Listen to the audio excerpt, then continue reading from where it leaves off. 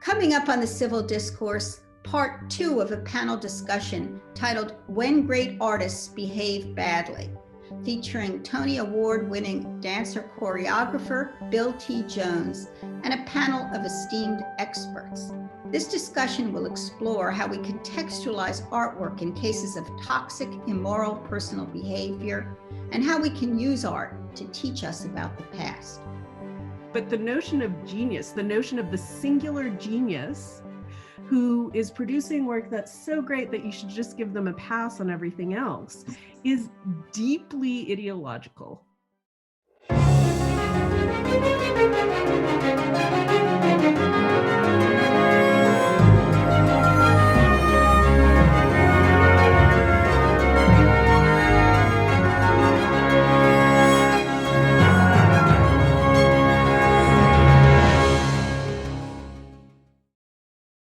Hello and welcome to the Civil Discourse. I'm your host, Paula Marantz Cohen, Dean of the Pennoni Honors College and Professor of English at Drexel University, speaking to you from my home in Center City, Philadelphia during the COVID-19 pandemic.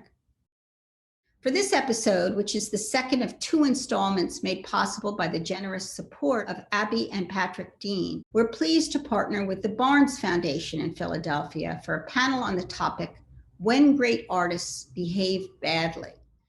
We hope in the future to be able to have events with the Barnes at their world-renowned museum on the Benjamin Franklin Parkway. The personal life of artists, and here I speak of artists in any medium, was long considered off limits in the appraisal of their art. In recent years, however, we've become more attuned to the way in which art has come into being, both the historical conditions in which it was made and the biographical facts of the artist are now subject to scrutiny and interrogation. Our guest panelists for this episode delve into the question of how much of an artist's life should figure in how we approach the art they create, and as a corollary, how free can artists be from the social and historical context in which they create. And now for part 2 of our panel, When Great Artists Behave Badly. We have a group of panelists here with us today who are well suited to address this topic, and I'll briefly introduce them and then set our discussion going. First, Bill T. Jones. He's a MacArthur and Tony Award-winning dancer, choreographer, and visual artist, and director of the experimental dance organization, New York Live Arts, and of the Bill T. Jones Arnie Zane Dance Company. He holds the special distinction, and I like to add this, of having once been body painted by Keith Haring. Aruna D'Souza is an art critic, commentator, writer, and editor of books on the subject of art, race, and gender. Her most recent book, Whitewalling Art, Race, and Protest in 3 Acts, was named one of the best books of 2018 by the New York Times. Erich Hatala Matthes is an associate professor of philosophy and director of the Frost Center for the Environment at Wellesley College. His work is devoted to the ethics, politics, and aesthetics of cultural heritage, art, and the environment. He's completing a book entitled Drawing the Line: What to Do with the Work of Immoral Artists from Museums to the Movies. And finally, Martha Lucy is Deputy Director for Research, Interpretation, and Education at the Barnes Foundation in Philadelphia. She's a historian of 19th and 20th century European art and visual culture, and an expert on the Impressionists and on Pierre-Auguste Renoir in particular. But I do want to get us back to a point that Bill made about the artist as a dangerous person. Is the creative mind, by definition, bound to break boundaries, to be extremely sensitive and fragile in certain ways, and therefore susceptible to elements that could be very illuminating on the one hand, but also offensive on the other? And I think it's a very hard thing to tease apart. And there are also fads, it seems to me, as to what may be acceptable as dangerous and what might not be acceptable as dangerous. And I think we should just be aware of that. I'm just going to quickly go through a couple of names, and I don't necessarily, because I do want us to open to questions, but I want your maybe a quick thought on this. In recent years, artists are accused of sexual and domestic abuse crimes with variable effects on their reputation. Michael Jackson was presumably sexually involved with a minor, but so was Elvis. James Levine was predatory, but so was Frank Sinatra. Ike Turner was a domestic abuser, but so was John Lennon.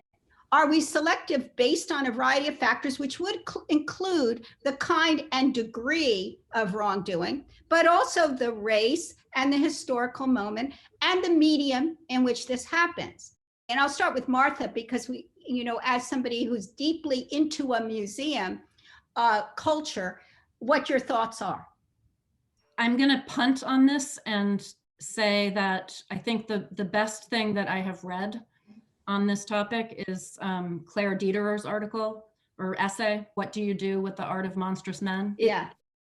It's so good. It was in the Paris Review. If you haven't read it, Google it, because it's beautiful. And she grapples with these questions, and she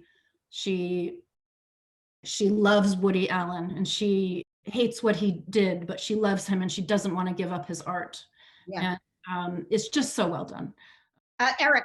Yeah, so I mean, there's a lot going on here, but one thing I think that we should say is that we shouldn't adopt, I think, this position where we act as if because somebody makes great art, what they do in their personal lives, especially when what they do is serial abuse, just doesn't matter, as if it's somehow worth it, right? That we get this art, right, in exchange for their abuse, right? It's not worth it to their victims.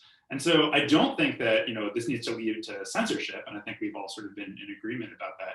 I do think it needs to lead to arts institutions taking more responsibility when they're working with artists. If they're hearing, right, multiple accusations that an artist that they're working with is an abuser, just like in any other professional context, they should take steps, right? They should not continue to work with that person and not act as if the fact that they're, you know, a genius makes it okay. I find it regrettable that and my respect for all of my colleagues here, but that we've stayed with the more conventional arts and art museums. When we open up what we mean by art in the Instagram world and in the TikTok world, and there's a generation of people who are they've grown up with pornography. They've seen violence since they were very young. There is white supremacists. Now works are going to be coming out of that, and works are coming out of that. So I feel I want to get ahead of it and give them as wide a berth as possible, as long as they're, well, I won't say as long as, because I don't know, it's not my job to say, as long as they're not doing human sacrifice or what have you. But we have not really been able to really deal with the communication devices of our era.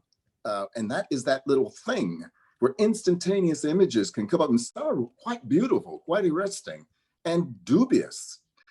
But Bill, my position is, I want to get those old white men abusers out of the exhibition queues and out of the wall space to make room for young people who are actually making disturbing and thought-provoking work that is actually doing the work to prompt conversations that allow change to happen.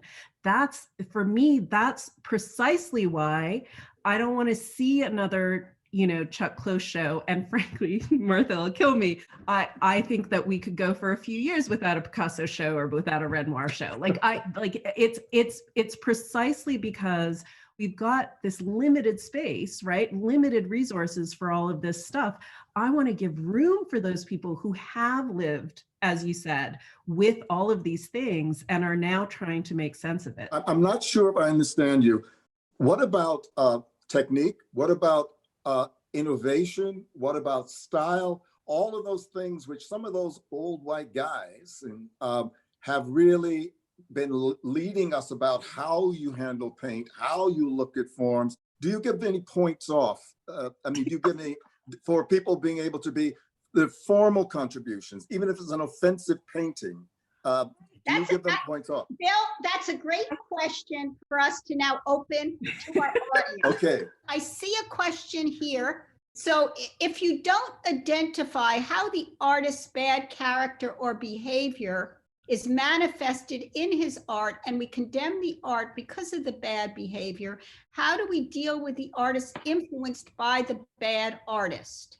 For example, Richard Wagner's music influenced many visual and literary artists. If we don't know what it is about his music that expresses or embodies his raging anti-Semitism, how do we evaluate the art of his followers? In order to make those kinds of assessments, you have to really get to know the work very well, right? You have to know why an artist was looking or listening to Wagner and what they got out of Wagner. And artists like Trenton Doyle Hancock, a sort of youngish African-American artist who is doing amazing work that addresses histories of racism and anti-Blackness precisely by looking at artists who were themselves creating racist imagery. Kara Walker is another person. Can we talk about Kara for a moment? Is it because somebody, I love Kara's work, but somebody, and I imagine some powerful white person, has been able to see past the horror of what she's doing and say, ah, this is a modern artist who is scraping her consciousness over the prongs of history, and we have to look at it. Matter of fact, when we're uncomfortable, it's a good thing. But that's the work, right? That's the work that curators and museums and critics and, you know, all of us in the apparatus need to be paying attention to and doing that work, because I don't think that that's necessarily the artist's work. Anyways, next question, please. I agree with you, Bill, on that.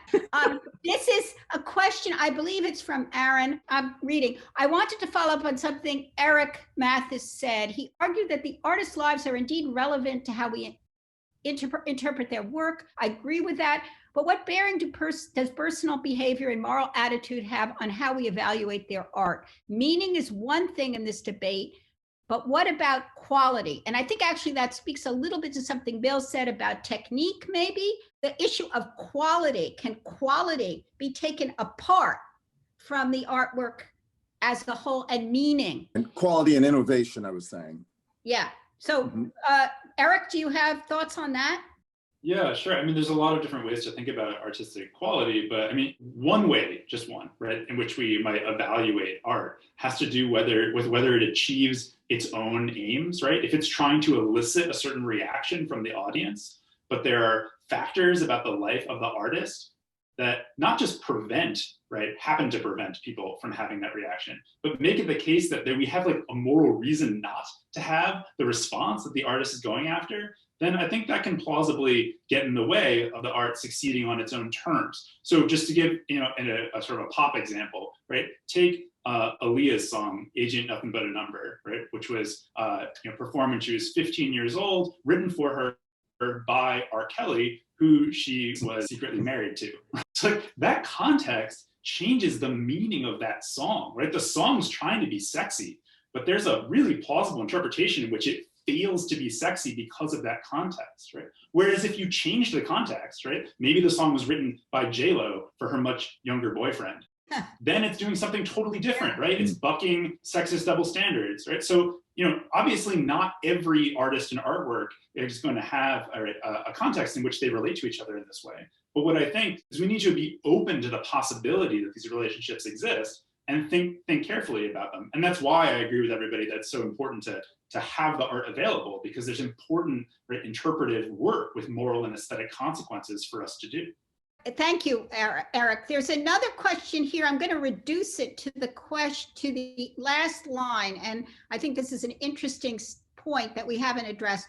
Should we let the art market handle any issues that come to light about an artist? No. Absolutely. Provocative question. Not. Can I be rude and say that I think that discussion is going to lead us into a blind alley that we don't have time to deal with. Right. Bill, And I have a related question for you here, which is Bill T. Jones. It is beautiful how you bring up the idea of spirituality being alive. As artists, I know the art and spirituality are interlinked, but how do you tackle things from the material world into your art while still connecting to the higher self and having these conversations about race, colonialism, and imperialism? How do you have meaning in your life? My work was a crazy guy trying to figure out how to find form and meaning that moved him. And it just so happens that my poetry had to do with being an African-American, a homosexual person. The AIDS crisis came along. That's how you do it. So there is no rule book. Art should be dangerous, and you have got to all be primary alchemists holding up a bowl of base material and hoping that a cosmic ray comes along and turns it into a precious metal. I do not believe for 1 second that it's some magic alchemy. Okay, can I ask Martha a question that's coming from Amanda? Amanda wants to know your thoughts on Gauguin. Oh boy. Oh boy. He sort of falls in the same category for me as Renoir does. I think he's more problematic, but I would not suggest that we stop looking at his work, because I think that the way that Gauguin is being talked about now is a lot better than the way that Gauguin used to be talked about, which was nobody talked about the sort of colonial history that his works are coming out of. It was just sort of a discussion about form. I think that the way that the National Gallery in London, they did a Gauguin portraits exhibition last year, and it was also in Canada. I think that the way that they dealt with it, with his work, was right. They explicitly said, you know, he took up with his, this is a portrait of his 13-year-old mistress. They didn't hide that information.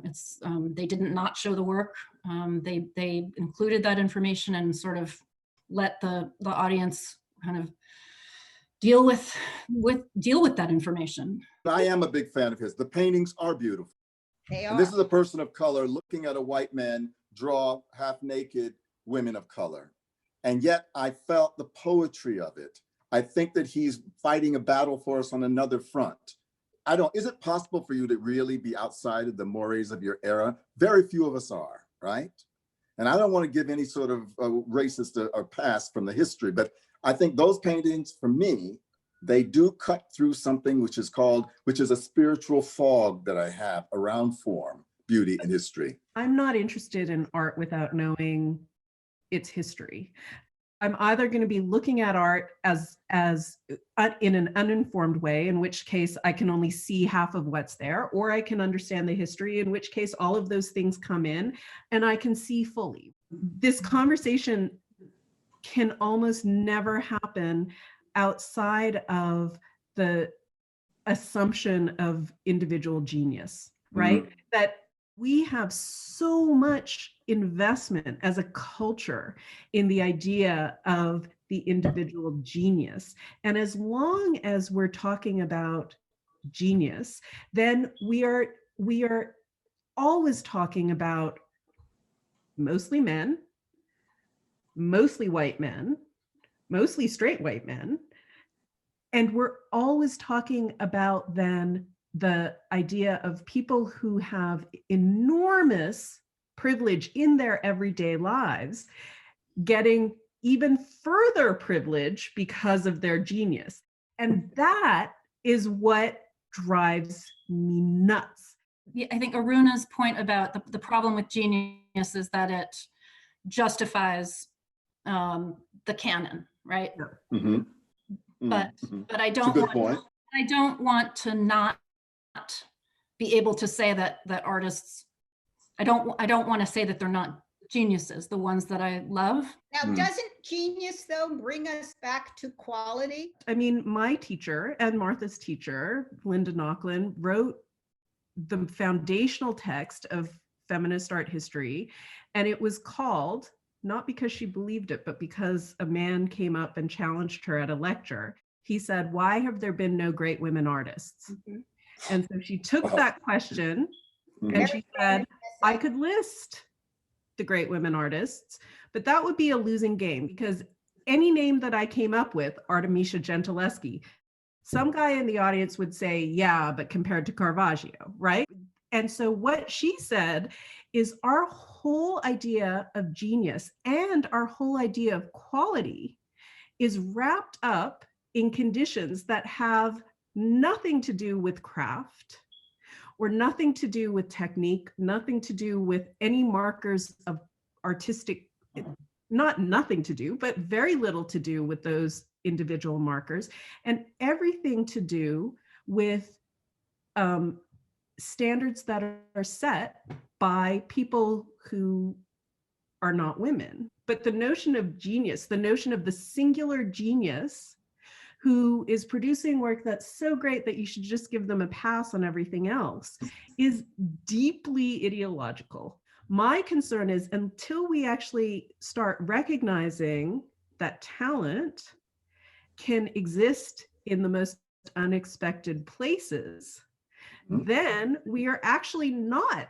looking at the art that might help us think our way out of this terrible world that But we Aruna, live in, right? I don't want us to finish our discussion here, but you know, the young are out of the gate with this already. Yeah. They don't buy that anymore. I mean, the young have taken that and they're running with it, and more power to them. Erich, I'm switching gears a little because there's a question for you. Do you think that there should be a personal responsibility on the part of a viewer or an audience member or a critic to not so much a critic, I guess a viewer in a museum, to study what's behind an artist that one likes? In other words, you see a painting, you love the painting. Are you then obliged to go out and should you be obliged to go out and study what's behind that painting? No, I don't think so. I mean, our consumers, people who are not in positions of like particular power with respect to the artist, they're just like somebody who goes to a museum.